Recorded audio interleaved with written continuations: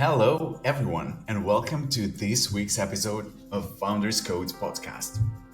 Our guest today is the CEO and founder of Jotform, a company he bootstrapped and led to a valuation of over $2.5 billion, a Wall Street Journal best-selling author of Automate Your Busy Work, Do Less, Achieve More, and Save Your Brain for the Big Stuff. Please welcome the one and only Aytekin Tank. Hello, Shamil. Thank you for having me on your show. Thanks for coming to the show, Aytekin. For the very, very few founders who might not know the scale at which you operate at Jotform, could you give us a little bit of information about the level that you're currently operating at? We have 35 million users. So it's been almost 2 decades since I started Jotform. I started Jotform in 2006. We have over 700 employees and offices around the world, and 35 million users, and still growing. Yeah. Awesome. Can we start with what was your life like before starting Jotform? Oh yeah. I was working as a lowly developer, programmer for a media company in New York. And I was doing all kinds of things. Like we had over 100 websites. And one of the things that I did a lot was creating forms for our editors for their websites. And that's actually maybe that's your next question, but I'm just giving away the creation story. That's actually how I came up with the idea for Jotform. I was creating so many forms for our editors. They would run a contest, so I would create these application forms. I would create these voting forms. They would require payments. I would create payment forms, all kinds of forms. And while I was creating these forms, the problem was I hated creating them. So I tried to find a product that could help me with that. I couldn't find something, and that's how I knew that this could be a great product to work on. And I quit my job and I started Jotform. But yeah, I worked after I graduated school. I studied computer science in the US. I'm from Turkey. And after I graduated from college, I worked for that company for 5 years. And during that time, I created lots of forms. It's really strong over the Yeah, 5 years. definitely. Really understanding the market is really important. And that was a really good experience to understand the market. Fantastic. And in previous communication, you've told me that during the time where you were just thinking about what kind of venture to do, you've had a friend who you were going to do this together with. And I think that that is something that a lot of people start with when they look at a friend, and the journey is usually hard and they think maybe we can do it together. But at times, the best decision you can make is to keep the relationship and then do it yourself. Could you tell us a little bit about your story? Yeah. So, I had a friend, a close friend. He was also Turkish. He was actually 10 years older than me. He was this system engineer in a much larger corporation and much experienced than me. But we got along well. And then, we have been talking about, building our own startup. And, we were ready to go together, right? But at the last minute, right before we were going to start, I mean, we were so sure about each other that we didn't even decide on what we are going to build. I wanted to build Jotform. He wanted to do more a consulting for other businesses. Start with that and then do product later on. But it was okay for me. Just if even though we didn't have the we didn't same the same feature, I was okay with that. But the thing is, right before we started, he actually told me that, his accountant actually told him that, 50-50, partnerships are bad. You should be doing 51% one person and 49% one person, in case there's a problem between the founders. And Can you elaborate on that a little bit? Because yeah. a lot of VCs tell me that when they look at partnership where there's 50-50, usually there is a problem of communication of who is the last person to make a decision. Because you, as a startup, you have to make a lot of decisions. And if it's not just you, and there are two of you, and you're 50-50, who has the final word in which kind of decisions? Was this something that you've considered at that point as well? I have no idea what was the original reason for that decision, but he was sure of himself that this is the right approach. And for me too, it was kind of like a vote of non-confidence. Like for me, I felt like this could be a trust issue. This could be, I mean, I don't feel good about this. And that's why I decided, okay, no go. Like we either do like 50-50 or we don't go. And we decided to split right at that point. And that was really disappointing. And that was a crisis. Like, so the startups are full of full of these surprises, and that's why, like, as a startup founder, you get really strong because you experience like so many problems like this. Even before I started, I experienced this. And so it was like, should I continue with my path, or should I just, okay, this didn't work out, should I not start? But I was committed, and then I What were the decided. main doubts in your head? Because when you have a partner, you can share responsibilities or anything.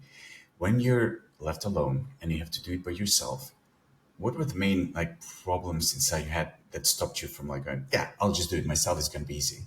Did you have any doubts about yourself? Was like, is it gonna be a scary, tough world? Like, how is it gonna work out? Absolutely, like this was already a scary journey, right? Going full time on my own startup. This was already a scary journey. And now I kind of received this vote of no confidence, right? It's Yeah. just made it so much more scary. But I was so committed, like because I have been preparing myself for a very long time. I've been reading all the books and all the blogs, and I was so ready that there was no way for me to back out. And I thought to myself, hey, I will try it for a few years, and if it doesn't work out, I will go back to working full time. And because I was preparing, I already had like savings as well. Like I had enough savings to go for a long time, and they just hey, this is an adventure. I'm still in my 20s. I should just go forward with this and see what happens.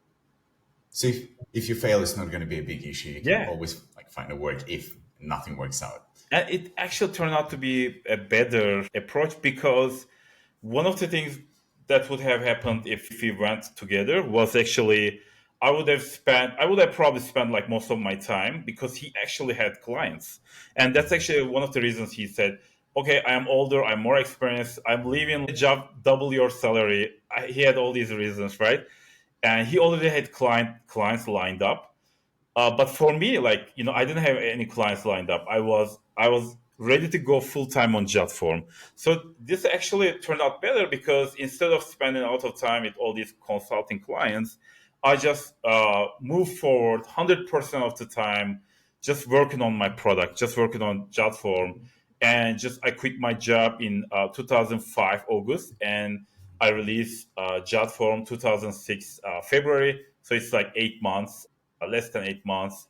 I released the first version, and I had no distractions. I just focused on my product, and I was so busy I didn't even have doubts about like, am I doing this right? Is it right to go alone? And I actually recommend going alone. Yeah. And what were the first months of like once you released and you're expecting, okay, now I either get a million users or this thing doesn't work? Or did you actually expect a very slow kind of uptake? I actually expected slow uptake because I built other products while I was a student, while I was employed previous company.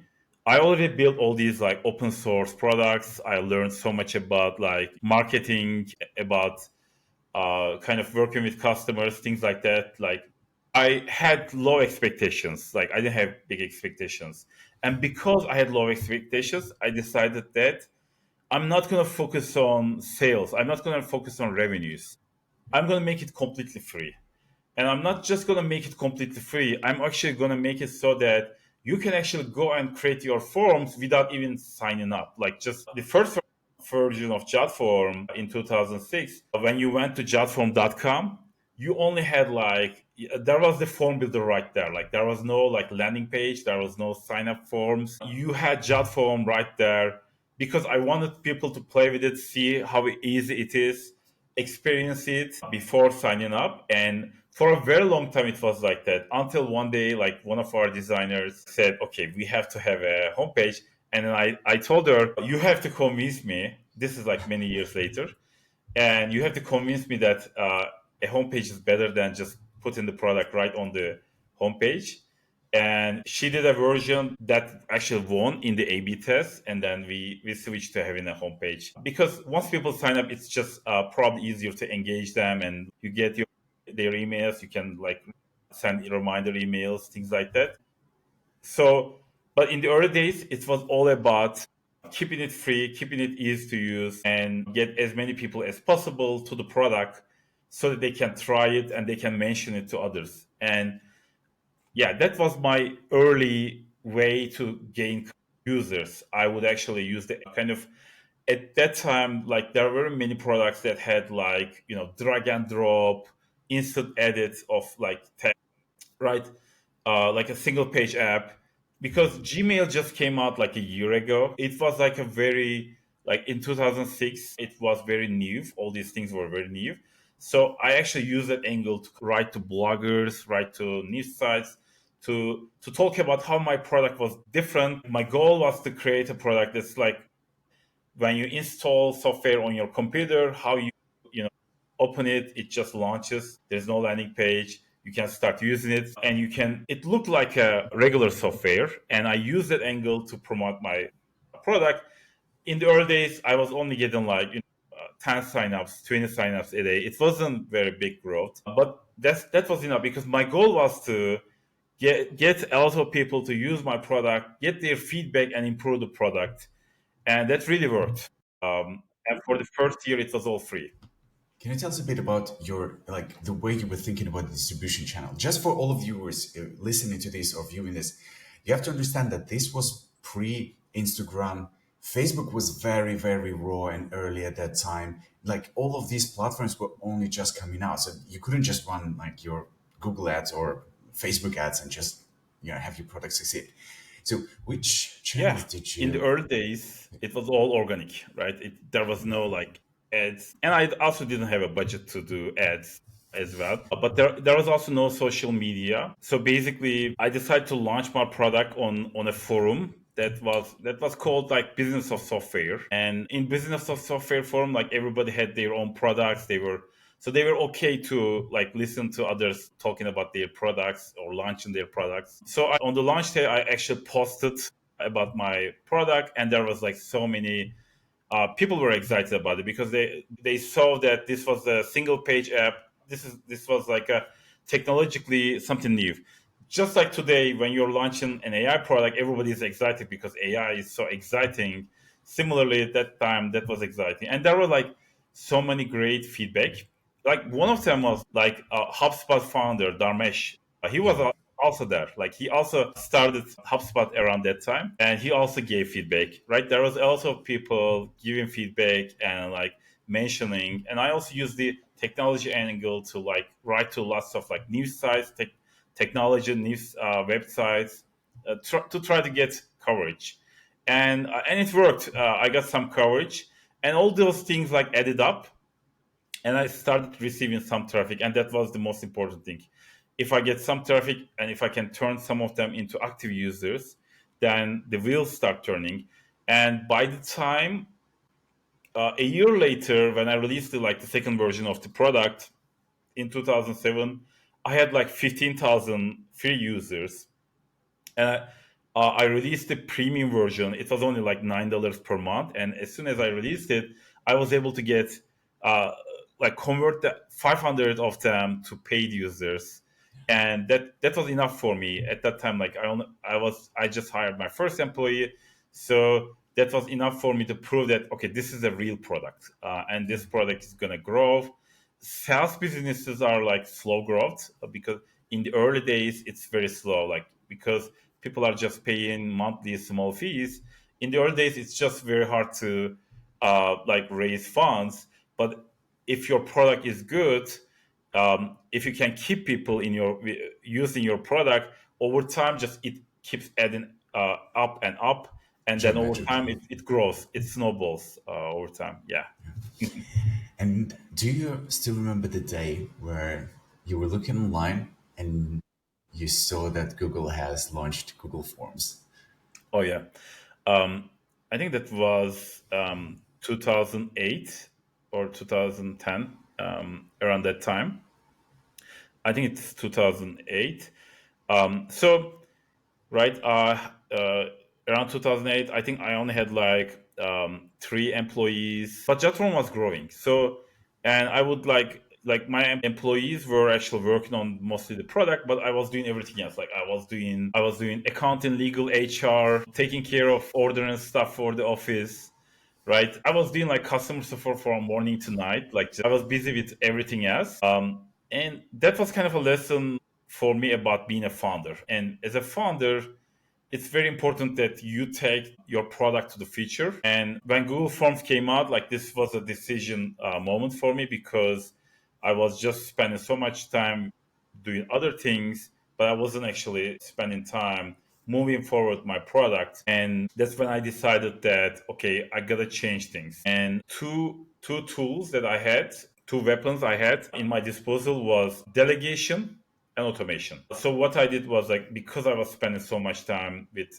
customer support, I went ahead and I hired like I think it was like that year I think I hired like 9 support employees like from Upwork and just handed over all the support work I was doing, and that like I saved so much time, and I also started automating everything else. If things if something that I'm working on is not important, I should be automating it. That was my philosophy, so that I can spend my time on things that are important. Because if I'm competing with Google, right, I have to be 10 times better than Google to be able to beat them because Yeah. they have so much distribution advantage. People who use their product like Google Drive, they have so much traffic and they're featuring Google Forms like the fourth product or something in their product, and on Google Sheets you can see it. So they have so much distribution. They provide it as a free product, just like we have a free version. But we had to be like 10 times better than Google Forms. And to be able to do that, I had to delegate and automate everything, and I had to focus on improving the product. And usually, like tough competitors are actually good because same thing was like in the early days we had a competitor called Wufu, and they were actually made by these designers, famous designers. Actually, they had like this newsletter with 150,000 like subscribers. They were like thought leaders in the design space, and that actually because we had a tough competitor there, that forced us to become better at design, better at product design, things like that. So Google Forms was also something like we had to be better at growth as well. So having like later on, like we had like the Typeform also was another tough competitor, right? And that also like helped us improve our product, provide another option for our product. For example, single page forms. Competitors actually makes you stronger. And so out of Google Forms, I think there were like two positive outcomes for me. One of them is like because I focused on my product better, and the other thing is like I became so good at automation that the knowledge I learned about automation, I was able to apply it to our company, to our team, even to our product, so that like our product is really good at help people automate things because forms are actually automation. When you fill out a form, what you do is like instead of talking to the person who owns the form, like you're actually filling out the form, basically you're automating that communication. And then there are all these steps that happens after you fill out the form.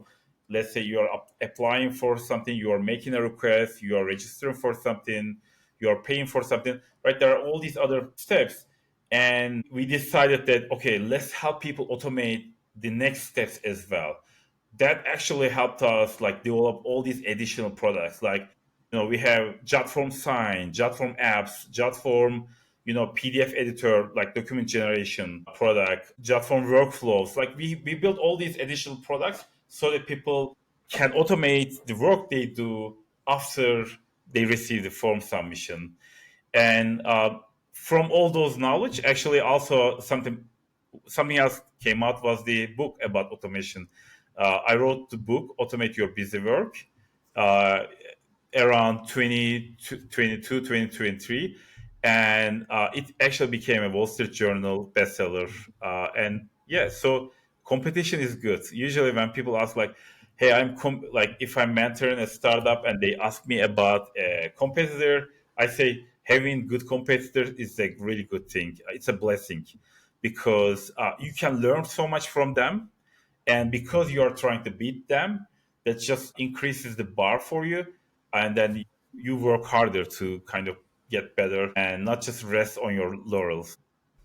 So it doesn't kill you, makes you stronger. As Exactly. they say. And what I noticed with a lot of founder friends of mine, when they try to delegate some of the initial functions to focus more on the strategic kind of product roles, they find it hard because they tend to think nobody can do it better than I do. How do you actually delegate in a way that ensures that it's done to this standard or even better than you would have done it yourself? Delegation is really hard. One thing I learned about delegation is it actually also depends on the people. So, for example, if you have a junior employee, um, and if you just tell them, okay, this is my goal, they are just going to get confused. Most of them are just, in those cases, you kind of need to like micromanage them just to put them on track about like, what they need to do, what they need to learn. But if you have this like seasoned employee with a long experience, if you try to micromanage them, you're just gonna bore them. You're just gonna actually lower their performance. But if you can just give them the goal, if you can give them the all the resources they need, they're gonna actually perform really well. For me, over the years, what I really learned is that my title is founder, and I'm CEO of founder and CEO, but my real title is founder because you cannot replace that title. Like you cannot just hire a founder. You have to be the founder of the company. This is important because people assume that the founder title is about the past. Okay, you founded the company, right, in the past. But I think founder title is evergreen. It actually applies to future because I ask myself the question like, uh, what like how should I found the future Jotform? How should I be the founder of future of my company, of my team, of my product? What should I do to like redesign it? Right? How can we the founder of future Jotform? Right? That's how I look at it myself.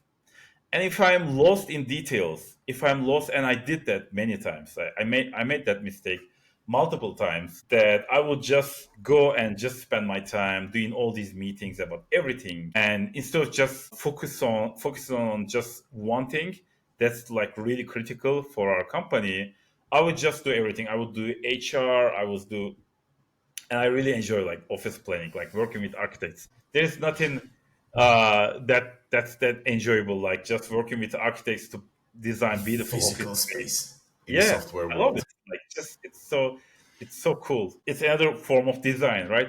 But the thing is, when I actually did all these different things, maybe I was being a CEO, but I wasn't being a founder. And I was replaced. I was actually like just not doing the thing that I should be doing the most. And the other things can also be done by other people, right? For example, like if you hire a really great HR person, and I made like I hired like really bad HR hires for a very long time until I find like the best one. The same thing like with HR, I think I had like three or four wrong hires before I found the good head of HR. Right? Tell I us, did what's the the same mistake difference? with sales. Like I hired like three different sales people, and none of them actually worked out. And the fourth one I hired actually worked out.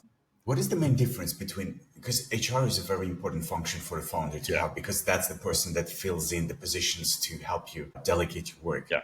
What was that, the difference between the three HRs which were bad and the one that was good? What was the main difference that you found? I think it's about what your company needs and if the person you hire can actually do that, has the experience to do that, has the skills to do that. And I think our main skill that we lacked always was about recruiting. It was really hard to find and hire good people. We would make recruiting mistakes. We wouldn't find rich people. And until we found someone who was really good at recruiting because she worked on, like, had experience working for these large companies, hiring lots of people. and just learned from like really good people. That like all the people we hired, maybe they were good at something, but that wasn't what we needed. Yeah, I think the same thing with the sales. With the sales hire, right? We needed someone who could actually, like, we built this enterprise product and we needed a salesperson. And all the people we hired, they had some experience selling a product that already sells. But once we hired someone who actually knew how to actually start a sales team, he knew how to jumpstart sales. He knew what to do. And I was so unsure of myself that when I was talking to him, I told him like, okay, I don't know what I'm doing. So let's just like put a goal and say like, I don't want to fire another person. So let's just do like 3 month project. And if we succeed, then we can turn into employment. And then he was okay with that. And he was able to hit the target, like had an ambitious target and hit the target because he had experience actually with like he worked with startups in the past and got them to like do their first early sales. And because he had that experience, because we had this new enterprise product, he was able to do a good job. Both people are still with our company, by the way, like just the that sales hire and the HR hire, and they have grown. Like now they are both like um, they are managing a large team. They are still successful, and so they've grown, but they were successful initially as well. So usually it's about like probably it was about my skills, like because I wasn't good at HR or sales. I had no idea what how to do sales. I wasn't able to hire good people because I was a good like programmer. I was a good developer. I knew how to find like good people, like good developers. Because I have grown my product, I knew understood about like marketing growth. So I was able to hire good people in those areas or grow people. But in areas that I actually had no idea, that I also wasn't able to hire good people. So because I was lacking the skills to see who is good, who is not good. And during those times where you were uncertain of what to do next, whether your decision is a good one or not, were there people like mentors who you could turn to, who you could ask for advice, you could like brainstorm ideas with? Yeah, I mean, I don't think I had any mentors in that area. So that's why I should try to be a mentor.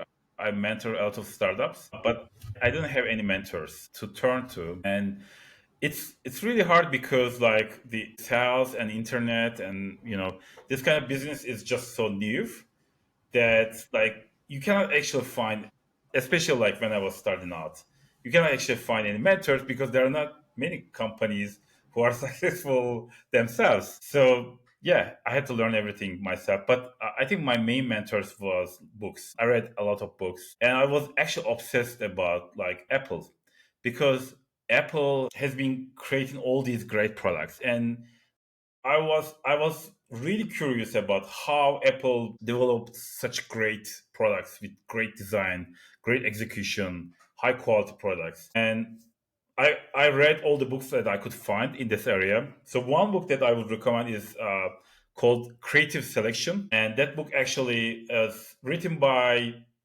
someone who worked with Steve Jobs, who actually designed the first like iPhone keyboard, like that, software keyboard, and the Safari browser, first version of Safari browser. And that book actually like taught me a lot about how Apple actually worked, and I actually changed a lot in our company the way we work from the things that I learned from that book. And Apple does a lot of reviews, for example. And I try to do more and more like reviews, like working just like, and if I'm like focused on one area, for example, right now I'm focused on AI. We have this, we are working on Jotform AI, and it actually like involves all products of Jotform. Like, how do we use AI in our products?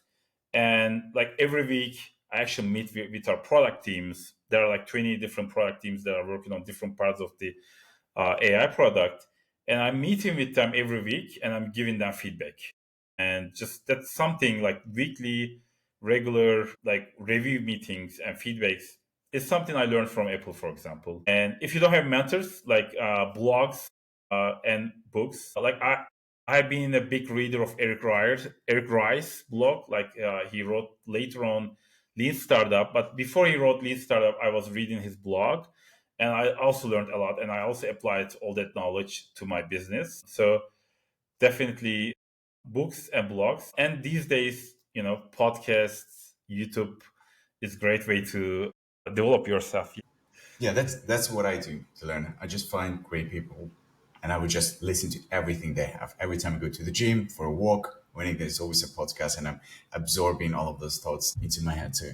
Um, just a personal question: what do you think about Steve Jobs' leadership style? Because people say that he was quite tough with people. Like people were scared to get with him in an elevator, but at the same time, he got the job done. And I kind of think that Elon Musk has a slightly similar leadership style where he doesn't wait for mediocrity. It's like if you're mediocre, bye bye.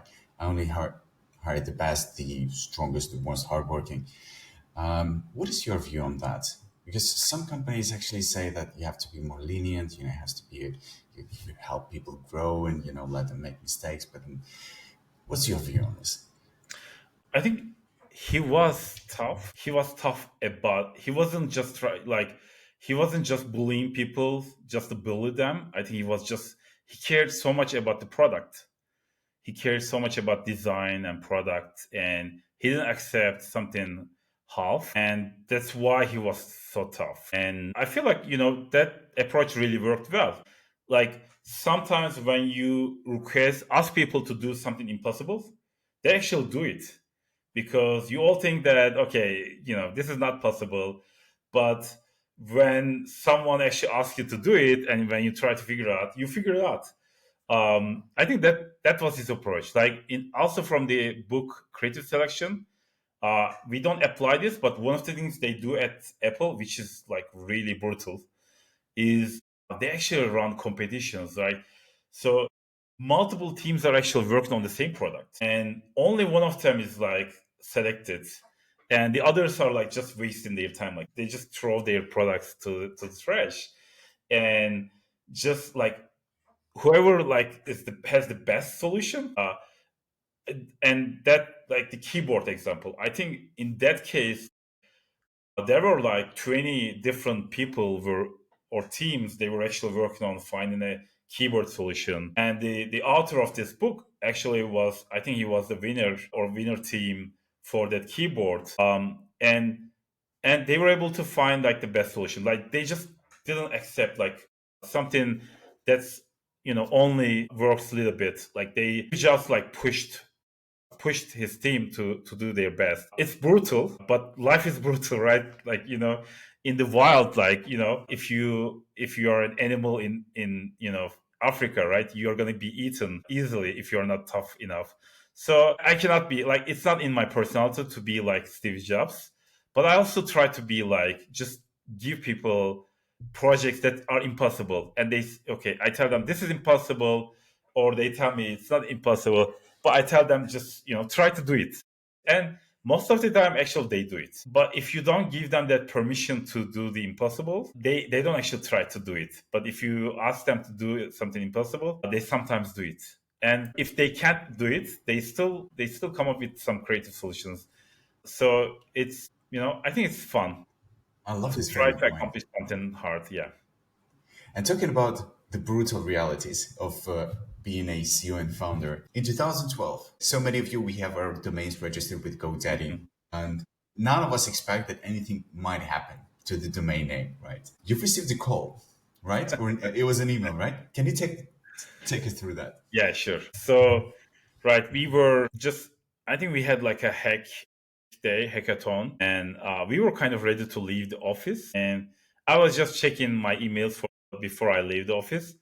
And I saw this email from GoDaddy, and it said, we have been we are suspending your domain name, and you can call this agent about it. And there was this secret service phone number there. I was just gonna have like this heart attack or something, like just secret service, what's going on, like just very scary, Straight and our into the domain movie. name is going down. So obviously I called the number, but there was just voicemail. I just left a voicemail saying, Like we are a form builder, we host like 2 million forms. So whatever is the problem, like we are ready to help resolve it, but we shouldn't suspend the We domain don't put name. threat to national And security. so since I just left a voicemail, I was like, we are losing our domain name. Just what should we do? And then, okay, we started brainstorming with the team, and okay, we decided, okay, let's make sure that forms are still working. So we had another domain name, Jotform.net, and let's make sure that Jotform.net fully works so that people can actually, as a backup domain name, people can use that. And then I decided, okay, I have to email everyone. Like I have to email our users because we are going down. And if we are silent, right, it's just terrible. And so we made sure Jotform.net was working, forms were working. So it took us a few hours to get that right. And then I prepared an email. I said, okay, there is, I couldn't even put like Secret Service there. I said like, the governmental organization or something like that. I think I said something like that there, but they are suspending our domain name. So your forms may stop working. So please switch your like whatever if you're using on your website, switch the domain name to jotform.net and just send this email. Obviously, like our customers weren't happy about it, but at that point it was very late. So I just went home and I went to sleep. Right? I don't think I could sleep like this, but I actually slept for some reason. Like I guess I got so tired. Mental And the exhaustion. next morning, when I woke up, I just like I felt like I didn't even sleep. Like my head was like full of like stress, and like I just wanted to like clear my head. And the thing I do every morning is like I just look at Hacker News. You probably know, maybe some people don't know. It's just a news site about startups or like technology news. Like it's a forum, and I opened it, and we were at the top of Hacker News, and it was saying like the government is shutting down, suspending Jotform's domain name, and the thing is, I was so open about it that I talked about they're probably suspending us because of one of the forms people created because we have been dealing with phishing for a long time. So I was pretty sure about that was phishing. Secret Service. So people always assume they are protecting their job is to protect the president, but they actually have like two duties. Like it's protecting the president and protecting the currency, and protecting currency means like banks. So it turns out like Secret Service actually like just if you do like a bank phishing form, things like that, they're also like probably actually to this day we actually don't know what was the cause of this request from Secret Service. But since I did that, this actually created a lot of angry people. And because like this forum was full of angry people and people weren't angry to us, people were angry about like government shutting down a domain name because user generated content, right? It's kind of like today, like shutting down Twitter because someone made a bad tweet, right? Yeah. Something like that. So and then that actually that talk actually started turning into like news, right? They started contacting me from especially like websites like TechDirt were really interesting. We were on Wired, Ars Technica, TechDirt, and many other sites. I think it took like 2 days for suspension, but the TechDirt editor actually told me that okay, there I talked to the Secret Service press person, and they're going to release your domain name, and then our domain was released. And I think this is thanks to the people caring about it, talking about it, and then the news organizations caring about it. Otherwise, this getting back to domain name might have taken like many months of like legal trying to do it legally, and just it would have.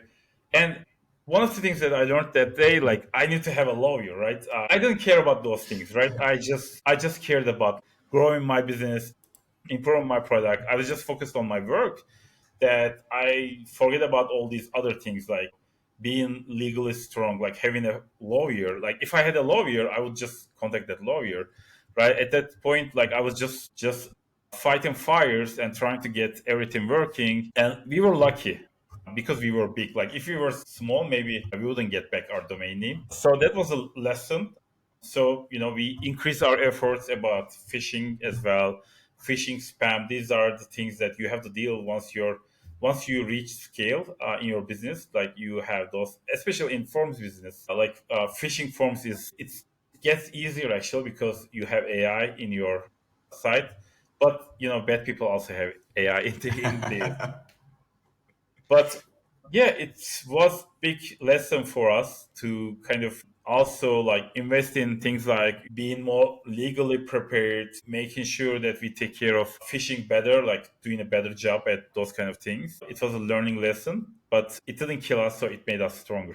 Over the company, what I notice a lot is once the company starts growing and you have maybe over 80, 120 employees, companies are usually, like the founders actually, sometimes they have shareholders who kind of force this, but sometimes founders say, okay, I'm not enjoying this as much. It's a lot of management. We'll hire a CEO who's good at like structuring, managing operations and everything, who's going to take the company to like the next tier of people.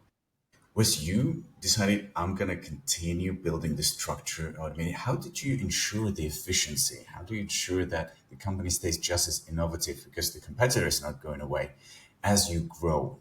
Oh, yeah. That was also around that same time. That was actually later on. Around 25, we were about 15 employees. So before Jotform, I had no experience managing employees. So I assumed that in big companies, you just, give. And that was actually how I worked when I worked for the media company before Jotform, that you gave everyone different jobs and they just did it.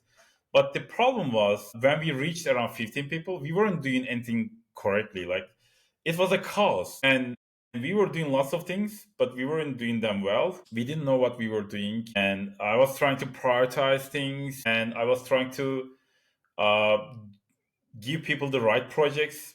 But project management was also really difficult. Just trying to get people to work with each other. Like there was a designer and designer was doing their work. And then, just I didn't do a good job. And I thought about like why this is not working. Like there's a problem here, and I discovered that like just there's a problem because like we are not actually doing a good job with anything we do. And I started looking at the early days when we were around 5 people, and we were so efficient, we were so good. And I asked myself like what was different, and the thing that was different was like when we were 5 people we were small, so we weren't actually trying to do so much. We were just working on a single project. Let's say we were working on a new version of Jotform, and we were constantly talking about that project. We were constantly trying to, when we took break, when we went to lunch, we would go together. We were in this small office space. We had this whiteboard, and we could just start talking about the project, right? Everybody, we could hear each other in the same room, small room, and we could just talk about, discuss things, and make decisions. So there was something right about that. And when we reached 15 people, when people actually took breaks, they didn't actually talk about what they were working on. They would actually talk about like what's on TV or something, because you couldn't do that because like you had no idea what other people were doing. You were all working on different projects, and we didn't go lunch together because 15 people, like it's just hard to go. Like you could go, but it's just like again, like you're not going to talk about your project, your whatever you're doing. Like you're going to have all these separate discussions happening at the same time about different things. So I thought that okay, that small team environment, and I was reading about all these like cross functional teams, lean startup, Eric Rice blog, and I learned so much from that okay, I decided that instead of having these like 15 that everyone worked on different things, we are going to divide it into like three small teams. And right at that time, we were actually moving to new office spaces. So I hired an architect to actually design office spaces similar to the office space we had when we were five, right? Everybody had their desk, but we had whiteboard. We had our own like space. We had our door was actually could close so that we can actually talk to each other. Like so, we designed this new office space with small teams, and our offices could only hold like 6 people. They had, and we do like small office spaces. We didn't want them to be claustrophobic, so it was all like glass, usually like mostly glass office spaces, but maybe one wall with like whiteboard on it, so that it could only hold like 6 people. So we designed these office spaces, and I actually divided the team into small cross-functional teams. And the next thing was I just gave them a single project. Okay, I said, this is your project, this is what you're going to work on, go do it. You're like an independent startup, go make your own decisions, go do it. That actually worked, because now inside those walls there was this team that worked together, that functioned together, that made decisions, and they were cross-functional, right? They had their own designers, they had their own like developers, front-end developers, back-end developers, right? They had everything they needed to be able to make decisions and execute them. And that approach worked so well that I was able to grow Jotform to current size the same way. Today, Jotform is this team of teams. We still have these office spaces with small office spaces, but now we have like so many of them, and all of our teams work this way. And I think Spotify has a similar approach as well. Like they have these small cross-functional teams, and it works so well. And one thing that I added was like the team lead. That was also important, to have a team lead. And another thing that I added was like weekly reviews, right? Instead of letting the team just go and make decisions and go by themselves, giving them feedback every week. And at some point when we were smaller, I was giving those feedbacks. But as we have grown, the maybe the department heads or some other directors would actually start giving those feedbacks. And today I'm just only giving feedbacks to the team that I'm actually worked on. And for example, right now I'm working on the AI project. We have about 20 product teams that are working on that, and I'm just giving them feedback every week. And usually like 15, 20 minutes feedbacks. And that's like, that helps them like kind of complete something. And then we discuss like whatever they built, like we discuss that, and then they keep building. And with the user feedback, they improve their products. And how does your motivation change as a founder? Because I can imagine when you're just starting, you want to build something big, you want to make a lot of money, you want to have a great life, you want to feel important and actually make an impact in the world. But now you've built all of that. You have a company with revenue over like $150 million a month. And wait, or a year, sorry. And Not much. Yeah, yeah, we yeah. actually don't I was announce like, a our month, revenue. that would be too, There are that some would be. estimates in the internet, but we don't actually announce our. Yeah, but yeah, it's not a month. Yeah, Yeah. definitely not. And I'm just thinking, a lot of people kind of want to like, that's the point I want to get to. And then I'll just, do something else. What keeps you motivating to keep building, to keep getting at it? How does the internal, there must be some transformations which kind of like your initial motivation is already fed, and you're sitting there and you're trying to find something to, to raise the fire inside you to keep going to the next milestone, to the next goal. How do you keep those internal dialogues going within you? Yeah, like kind of deciding what to do next, right? I think I asked myself like two questions. What is the biggest? And I think every founder of a business has to ask this question to themselves. What is the biggest bottleneck for my company today? And what's the biggest opportunity for my company today?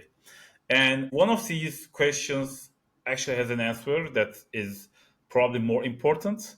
And I would pick just one of them. And so a few years ago, like the answer to that question was like the quality. I decided that one of the things that were bottleneck for Jotform was the quality wasn't good enough.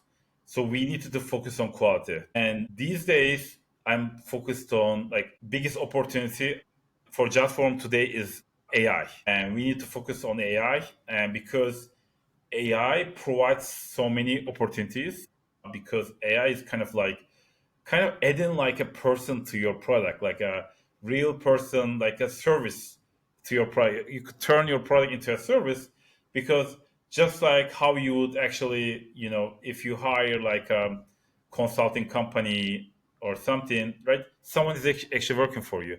And if you use a product, you don't have a person on the other end. But when you have AI, that could actually work like a person, that would like a work like a human. Now you can actually do much more. Like you can do that things that are not possible. And that's why I see this as a big opportunity, and I'm just focused on that. So I force myself to make a decision. And this is usually like once a year. And once a year I decide, okay, what's the biggest opportunity or what's the biggest bottleneck for our company, and I move forward with that, and whatever the decision I make sure that I spend all of my time on that decision. That kind of requires having a good executive team, that, so that I don't have to deal with HR issues or operational issues, things like that. If I have a good executive team, and if I have a good COO, Chief Operating Officer, that could also make sure that anything that executives are missing, that are taken care of as well. We don't miss anything. As long as I have that, I can actually focus on a single thing, and that's actually what I do. I just focus on a single thing, and I force myself to focus on it. For example, because I'm focused on AI right now, I'm even doing a podcast. Like I have this just AI agents podcast, and just every episode, I try to the best way to teach learn something is to teach it, right. I pick a topic that I am not really good at, so that I actually prepare for the podcast, and then I learn it, and then I present it on the podcast, and this actually forces me to learn about that, right? Like for example, I covered like Notion AI recently, and then I covered like N8N agents, N8N workflow builder, because we have the similar features within Jotform, and I wanted to learn from those products. So I cover them, I talk about them, I even demo these products, and then I learn from them, and then that just opens up my creativity about like why don't we do this at Jotform, right? So I learned, I'm just if I was doing all these different things, right, I wouldn't have time to do that. If you think Yeah. about it, it kind of feels a waste of time to do like a podcast. It's not like a huge like growth channel for us. It doesn't Yeah. bring any much many Jotform users, but it actually forces me to learn about it, to grow, and to learn about AI, to get better at it. So if I can pick something single, and if I focus on it completely, then I have to find ways to actually focus on it, right? I have more time, and it's kind of like time boxing it, but more about like focus boxing it, like just sticking to a single focus, and this allows me to get better at it and think about it. I even force myself to do a speech every week, right? We have this demo day at Jotform, and hundreds of people attended, and some people who are not in the same time zone, they will watch it later, so the whole company watches it, and all of our teams, like, they go there and they demo, they go, and for 5 minutes they demo what they're working on. Every Friday, like, we have this 1 hour demo day, and it starts with me making a speech for 10 minutes. And that speech is like, I also force myself to give a speech about like what we are doing, like building momentum about what we are working on, why I think something is important. That speech kind of like also helps me focus my thinking about, like, helps me make decisions, and so that I can talk about those decisions, and have to understand why we made these decisions. So that, like, I talk about, like, okay, we made this decision because of these reasons. And when I'm talking about that, that also helps me like clear my thinking, and in some cases even make decisions, and building momentum about what we're working on. So just, and I learned this the hard way. Like, for a long time I was just doing everything, and then, like, just I wasn't enjoying. That's another thing. Like, if you want to do something for a long time, I think you have to enjoy it. And the way to enjoy it is if you're growing, if you're learning, if you are doing different things. And this is my way to kind of enjoy the work, enjoy being a founder, to kind of like reinvent ourselves and to learn new things and apply them to our product. And I'm loving how you're a man of action. Like a lot of people, a lot of founders are like, oh, I should write a book one day. You just went and did it. Like a lot of people are like, in order to learn this, I should start a podcast.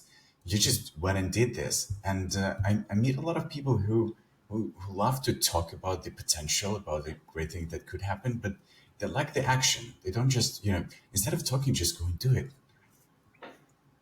Exactly. Yeah, I mean, the book was also for me to kind of focus my thinking about automation. I was kind of unlucky because I wrote a book about automation right before AI And everything blew changed. up, right? Right when I released it, everybody was talking about AI, but my book wasn't about AI. So, but still, I think the principles still apply. And all the things I learned while writing the book and clarified in my head, that actually helped me build a better AI strategy as well. So I think that's another instance of like just using focus to kind of improve yourself. Even forcing yourself to write a book about the topic is a great way to learn that topic. Best way to teach it is the best way to teach it. And many of the like the automation flywheel that I talk about in the book is actually all those principles still apply to us when we are designing like our product with AI. Just apply the same thinking, same ideas to our product, and yeah. Well, I want to thank you so much for taking an hour of your time to talking to me. I'm pretty sure a lot of founders who will be listening to this will benefit tremendously because it's so rare that we see somebody leading the company for a long time, admitting the changes, growing as a person, as a leader, and taking so much action, actually doing stuff. I really appreciate you, and I'm gonna like I haven't heard about your podcast, and it's probably the next thing that I'm gonna do for the next 2 hours because this is also something that I believe a lot of people are gonna benefit from to learn about the world of AI automation workflows that we see around. Any last words for the founders listening to us today? So I don't think I had a chance to talk about the 50-50 rule. I could talk about Yeah. that a little bit. So I think that's like the when I mentor startup, that's what I talk about most of the time because they usually make the mistakes there. The mistakes I also made. My 50-50 rule is as a startup founder, you should be spending half of your time with your product, developing your product, and half of your time with growing your product. And you should be doing that at the same time. So one way to do that would be like one day you are focused on developing your product, and the next day you focus on growth. The reason is that it's a cycle. It's a feedback loop. If you don't have any users, you cannot actually improve your product because the only way to improve your product is to see people use it, get their feedback, see how they failed, and then improve things for them and implement all the features they're requesting or all the problems or confusions they're having. And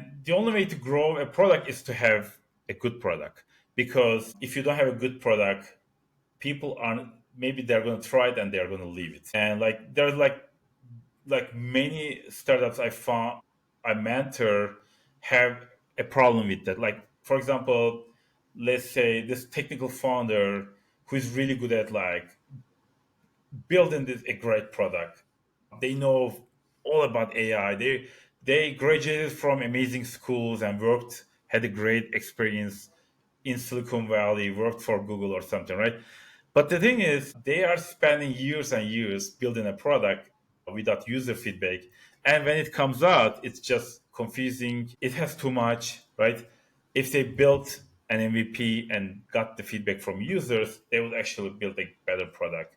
And there's a book, right? Lean Startup. Eric Rice actually talks about this in great detail. The second example is like this founder who's really good at sales, growth, marketing, but like doesn't spend enough time with building a great product. What happens is that like when I'm talking to them, like they just like made a great big sale, this big logo and amazing, right? But when I talk to them a couple of months later, they left. Like they didn't really find the product useful, and this is like sometimes like I hear the same again and again. The problem is like they don't have product market fit at that point because like they're not really spending enough time with their product. And so, you are gonna lack one of the skills. Like, it's impossible to have both skills well. For my case, I think I was really good at technical side, but I wasn't that great at marketing side and growth side, and I learned it. I spent a lot of time learning it. So that's my advice to founders: make sure that you are spending your time with both aspects, and you are actually time boxing it, so that like you are not doing the things that come easy to you, but you work on the hard things that actually makes a difference. Yeah, that would be my last advice. I really appreciate your questions. They were amazing. Thank you for great questions and great conversation. Thanks so much. And for your 50-50 rule, like for everybody listening, make sure like you listen to it again 2 times. Because I personally made the exact same mistake back in 2012, like right after my master's. I went in, I was like, I'm gonna build a product. I know what it should look like. And I was building something huge without ever talking to the schools, the university, everything, who would be my users, who would be. Yeah. And I thought that I know it. And so many of my very technical oriented friends, they just sit and they work on the product because it's scary. It's scary to go out to the world and risk hearing, I don't like, it's not my problem. It's not really solving it for me. But it should be okay. Like a lot of people will not like your product the first time it comes out. It's just what it is. It's not a risk. It's not an if. They will not like a lot of your product. Your job is to make sure that every month it's a bit better. They like it better. With years, you get a lot more people falling in love with the product. So don't be scared to go out there and hear that, like, no, the product's shit, because that's how it starts. I think, and your story is I think is a big inspiration for a lot of founders like that. Thank you, Thanks so Shamil. much.